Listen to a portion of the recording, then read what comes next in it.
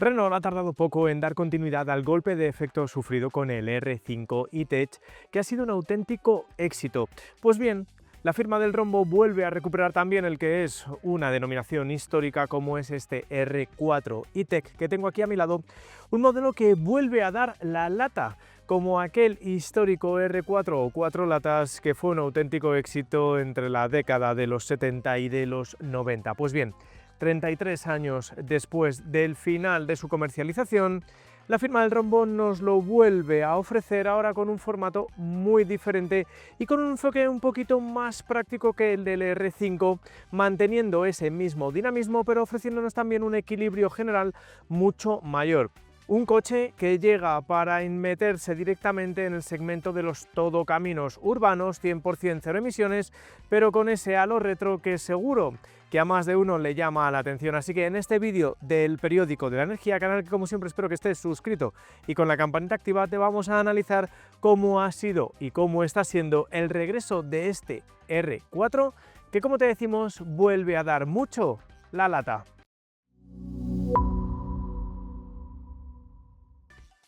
Todo comenzó en 1956, cuando Pierre Dreyfus lanzó un mensaje claro a sus equipos: necesito volumen. De esa visión nació el proyecto 112, un coche pensado para ofrecer más espacio, más versatilidad y más libertad. El desarrollo se llevó a cabo bajo el máximo secreto durante 5 años, con pruebas en condiciones extremas por todo el mundo. Para mantener el anonimato del proyecto, los prototipos viajaban bajo el nombre en clave Marie Chantal y las comunicaciones se realizaban mediante telegramas cifrados que simulaban mensajes familiares. Así se gestaba, en silencio, uno de los mayores éxitos de la historia del automóvil. Definido como a Blue Jeans Car, el Renault 4 se consolidó como un vehículo para todos, urbano o rural, familiar o profesional.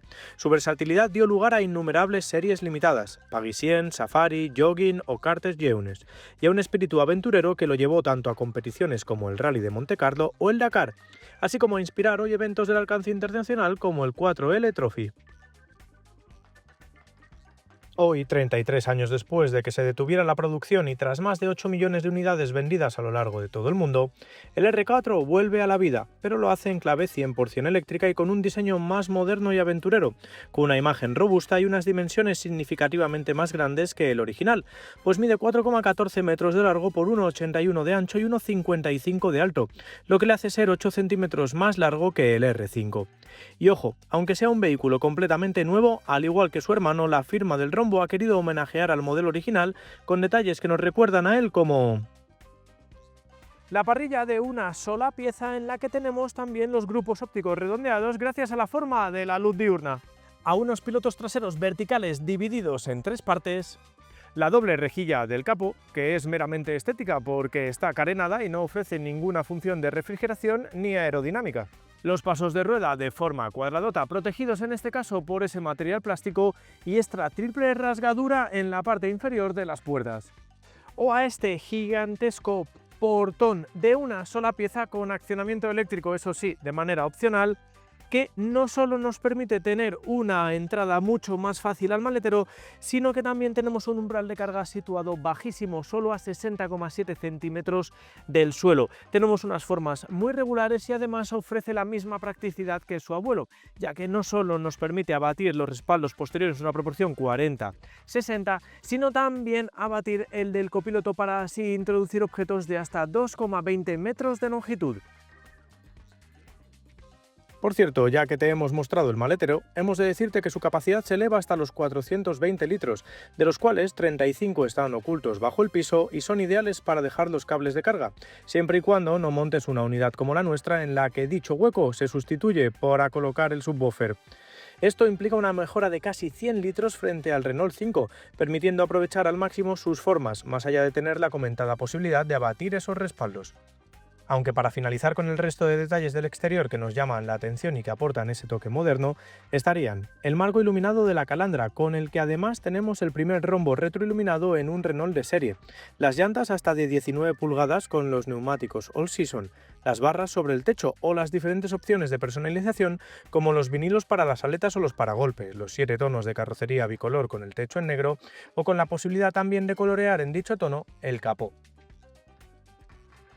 Dentro, incluso el tejido de los asientos y de los paneles de las puertas simula ser de un vaquero, rindiendo tributo a la versión jeans del modelo clásico lanzada en 1968 para atraer a un público joven y práctico.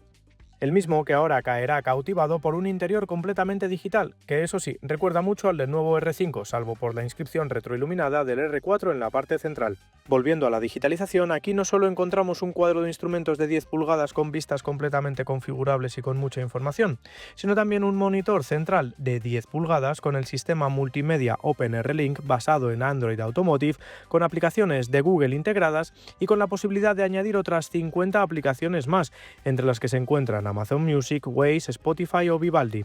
También tenemos el avatar Reno, que nos permitirá ayudarnos en cualquier función. Y el sistema también está basado en ChatGPT 4 Mini, acompañando al usuario dentro y fuera del coche, pues el conductor puede proponer ajustes según las condiciones de conducción y controlar elementos como la climatización, modos de conducción o incluso el techo corredizo de lona en el caso de que lo tengas equipado. Y ojo, aunque el climatizador tenga menús específicos dentro del propio monitor, contamos con una práctica y útil botonera en la parte inferior que nos permite manejar diferentes funciones sin tener que apartar la vista de la carretera, algo que desde aquí aplaudimos. En cuanto a las plazas traseras, hay varios detalles que me gustaría puntualizar, sobre todo en comparación con el R5. El primero, el acceso, típico de un crossover, cómodo, sencillo, sin tener que tirarte abajo. Y luego, lógicamente, el segundo es el de la habitabilidad. ¿Por qué? Pues porque no solo tenemos un coche más grande en el exterior, sino también en el interior, con una distancia entre ejes de 2,62 metros, que para que te hagas una idea son 8 centímetros más que el R5. Y eso, como ves, repercute de manera inicial en el espacio para las rodillas. Ya tenemos casi 4 o 5 dedos. Pero sin duda, donde más mejora este R4 a su hermano pequeño es en la posibilidad de colocar los pies, porque incluso veis con botas que son bastante anchas, puedo meter los pies debajo del asiento del conductor, incluso aunque este esté colocado en su parte más baja. Y eso pues le da ese aspecto y ese punto de practicidad en comparación con su hermano pequeño.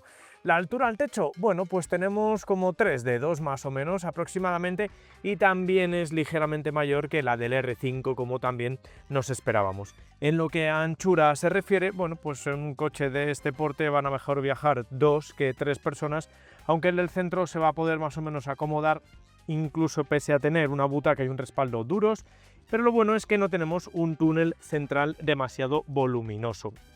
Lo que a elementos de confort se refiere, tenemos 2 tomas USB de tipo C, aquí un pequeño hueco para dejar el teléfono móvil, los típicos portarrevistas textiles y otro huequito para dejar el teléfono móvil, además de unos buenos paneles en las puertas. No tenemos reposabrazos central, pero bueno, la verdad es que la habitabilidad en esta segunda fila es muchísimo mejor, lógicamente, que en el R5.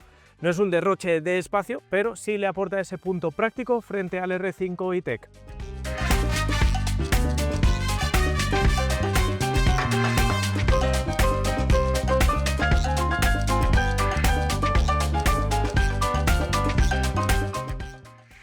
En marcha, ¿qué os puedo contar? Bueno, pues que su enfoque es principalmente urbano por sus contenidas dimensiones, pero no tanto por su autonomía, porque en el caso de la versión que estamos conduciendo homologa 408 kilómetros, que la verdad es que no está nada mal.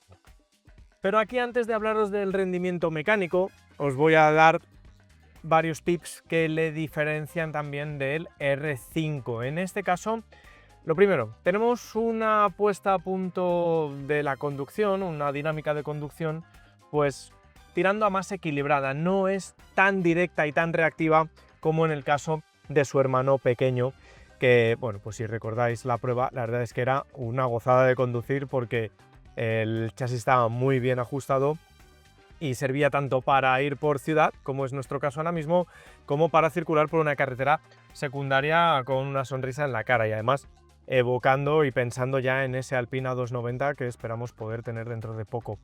Dicho esto, este coche es más equilibrado, tiene una buena respuesta del conjunto, tiene una dirección precisa, tiene una suspensión bastante confortable que filtra bien las irregularidades. Fijaos, aquí hay baches ahora mismo y bueno, pues la verdad es que no resulta incómodo para nada.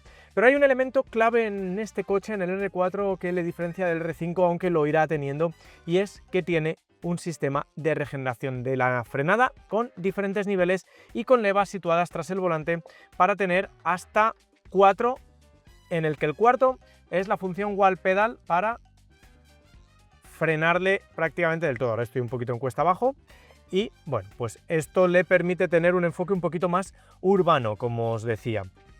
Además, ofrece la carga bidireccional, el V2L, en el que también podemos suministrar energía a otros dispositivos electrónicos. Es decir, ya tenemos un coche más equilibrado, ya teníamos un coche más grande, teníamos un coche con más maletero, la conducción, como os digo, es más equilibrada, enfocada un poquito más al confort, la posición de conducción es más elevada, pero es que además tenemos soluciones hechas para la ciudad, como esta regeneración de la frenada mediante levas y con un tacto del freno, la verdad es que bastante natural, bastante, bueno, pues que no tienes una primera parte del recorrido esponjosa y nos gusta, nos gusta. Eso nos permite contener bastante la autonomía. Y ojo, en este caso yo estoy ahora mismo en unos 15,6, ¿vale? Pero he llegado a medirle 14,4. Y también aquí hay que tener un punto diferenciador con respecto al R5, y es que podemos añadirle una función denominada Extended Grip, que en los modos de conducción a los que ya hago referencia, como son el Eco, con un enfoque más eficiente, el Confort más equilibrado, el Sport, para tener todas las prestaciones disponibles, pues tenemos dos que podríamos denominarles un poquito más off-road, como son el Snow y el All Terrain. Y eso viene determinado por ese paquete Extended Grip, que cuesta unos 300 euros aproximadamente, y en el que se suman además neumáticos All Season M+S con el logotipo de invierno, porque puedes prescindir de las cadenas. Y digo esto porque este tipo de neumáticos provoca que el consumo sea ligeramente mayor, pero ya estás viendo. 15,5 ahora mismo he bajado, porque he estado realizando una conducción un poquito más activa para ver qué os decía en el modo Sport, pero en conducción normal me he estado moviendo en aproximadamente unos 15, 14,7, que está muy bien y se acerca al homologado. Y eso nos permite, pues, tener una autonomía aproximada de, os lo voy a decir, unos 350 kilómetros aproximadamente, que no está nada mal, porque si el homologado son 408 e incluso incrusta bomba de calor, que también está bastante bien para el confort climático, pues tenemos un coche con el que nos tenemos que despreocupar o nos podemos despreocupar absolutamente de todo. Sí, de todo. Además, podemos cargarlo, y aquí ya voy a entrar en el aspecto mecánico, en tomas de 100 kilovatios. Estaba pensando porque estaba en el All Terrain y no me hacía falta. 100 kilovatios, pero ojo, aquí hay un asterisco porque esa potencia de carga en corriente continua solo está disponible para la versión de mayor potencia, es decir, la que estamos conduciendo, de 150 caballos con 52 kilovatios hora de capacidad para su batería, que es la que da 408 kilómetros.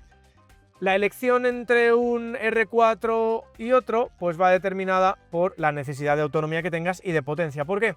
Pues porque el escalón inmediatamente anterior es el de 122 caballos con 40 kilovatios hora de capacidad, que da 308 kilómetros homologados, es decir, que te vas a quedar en el entorno de los 250, y a mí se me antoja un poquito escaso. Además, la potencia de carga en este caso está limitada a 80 kilovatios. En los dos, como uno tiene más batería y otro tiene menos, pero uno carga más rápido y otro menos, pues pasar del 10 al 80% son 30 minutos. Y además añades esa función de carga bidireccional que te decía para suministrar energía a otros dispositivos. Eso sí, el dispositivo externo para poder suministrar también es opcional y creo que cuesta unos 250 euros. En líneas generales, quien busque un coche equilibrado pero con cierto punto de diversión, porque este coche también la da bastante diversión, pues me parece un producto muy razonable por encima del R5, teniendo en cuenta que además puedes sumar ese Extended Grip con esos neumáticos M+S que te van a dar muchísima más seguridad, sobre todo en invierno, y con un consumo que incluso con esos neumáticos la verdad es que está bastante bien resuelto. Me gusta mucho lo que ha conseguido Renault con este R4, la autonomía total Pues eso, unos 350 kilómetros si eres muy eficiente, 320 si circulas de manera completamente despreocupada y con esos 100 kilovatios que la verdad es que está bastante bien. En lo que a elementos de seguridad se refiere, todo lo que te puedas imaginar y además con la posibilidad de pulsar aquí a la izquierda y de desconectar todo lo que tú quieras, que también es muy agradable. Y fijaos, me queda un 14% de batería y os voy a decir la conclusión, pero no en la toma de carga, y luego me voy a ir a cargarlo. Aplaudo lo que está haciendo Renault con esta hornada de modelos 100% urbanos.